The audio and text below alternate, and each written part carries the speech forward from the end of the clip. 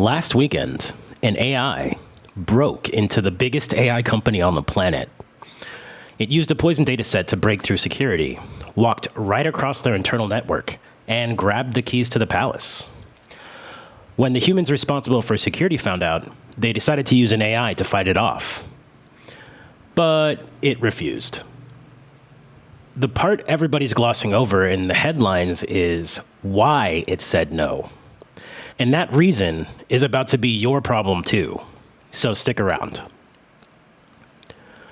What happened at Hugging Face is the first time we really got to watch two AIs duke it out, with real stakes.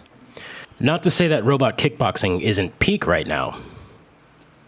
The attacker had the element of surprise and a clear advantage. The defenders lost because the AI they were using wouldn't pick up the weapon. Hugging Face, if you don't know them, are pretty much the public library for AI. Every model and data set the open source world makes lives there, rent-free. Which is why it was easy for the attacker to sneak in undetected. When their system went to process the upload, it caused code to run that wasn't supposed to be able to run. That left the door wide open for the greater attack. From there, it started to run rampant. It jumped off the one machine onto their internal network. It stole credentials used to help it creep sideways through their clusters. It kept up the attack all weekend, undetected. The crazy part is that the whole time, it wasn't some guy in a hoodie at a keyboard. It was an autonomous agent swarm. Thousands of short-lived agents blitzed the servers, creating a very wide attack surface, and they hid their HQ on a normal public websites, so it all looked like background noise to any suspicious security engineer. The irony of this is almost palpable. The place that holds the world's training data got phantom taxed by a piece of training data. Enter the Hugging Face security team. Brave souls tasked with pouring through massive logs to find weird patterns. They start sifting through the data with their own autonomous filters and find 17,000 separate events that together will paint a full picture. No human is going to look through the soft gelatin of their dull-cal eyes and suss the pattern. So they did what any of us would do. They pointed an AI agent at it. This is where things got loopy. You see, the agent refused, even though there was a state-of-the-art model they were renting under the hood. It just gave them the whole, "I'm sorry, but I can't do that, Dave," treatment. Because to investigate an attack, you have to actually show the model the attack, the malicious code, and the exploit payloads.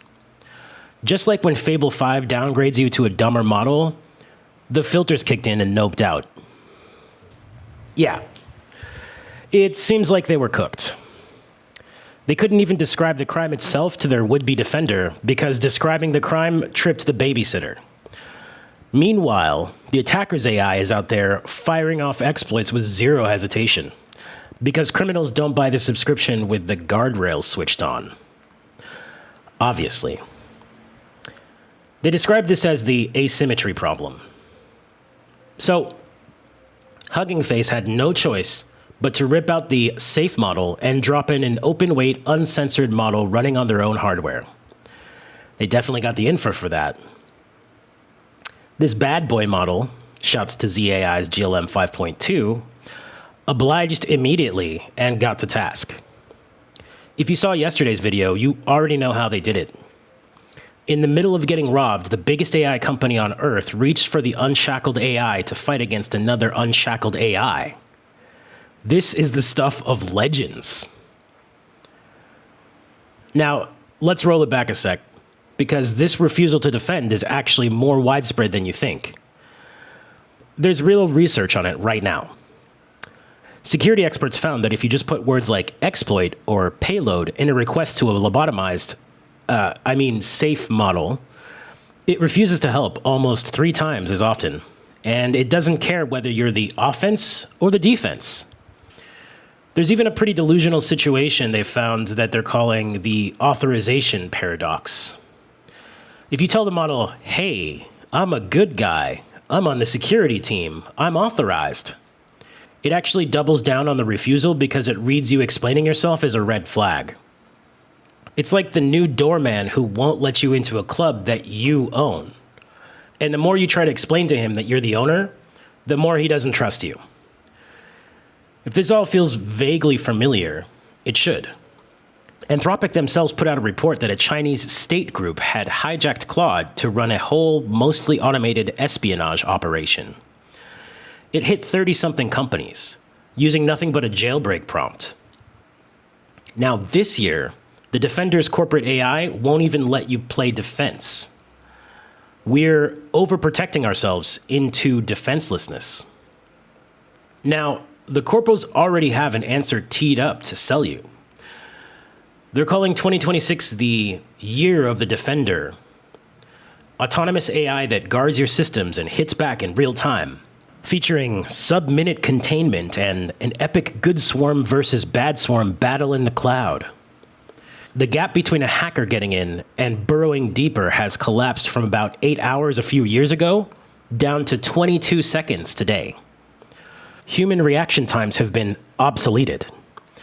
You're pretty much obliged to put a machine at the gates now. So, what did we learn? If the machine guarding your gate stops to ask its vendor's lawyer whether it's allowed to react, then you didn't build a defender. You built a corporate lackey with no real play besides trying to protect your smooth human brain from putting their company in danger of a lawsuit. You built a corpo zombie who will stand there and refuse to defend you while attackers violate your system over and over again. What's the new meta then? Well, we used to think of security as a key. You either had the key or you didn't. That time is over. Now there's a thing standing in front of the door and you have to smooth talk your way past it. This means defending is about talking to it too.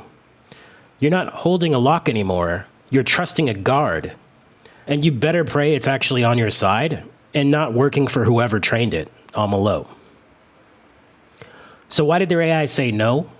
It didn't refuse to protect Hugging Face. It protected the company that built it. The guardrails were never a shield for you. They were a liability blanket for the regulated corpo vendor. And the very first time it actually mattered, during a live break-in, the rented brain covered its owner's ass and left the customer with the doors wide open. I swear to Robot Jesus that I must be a schizo because I really can't tell where the line is anymore. Who are we trying to defend here? It turns out security is and always has been a double-edged sword. And I think Anthropic and friends know that.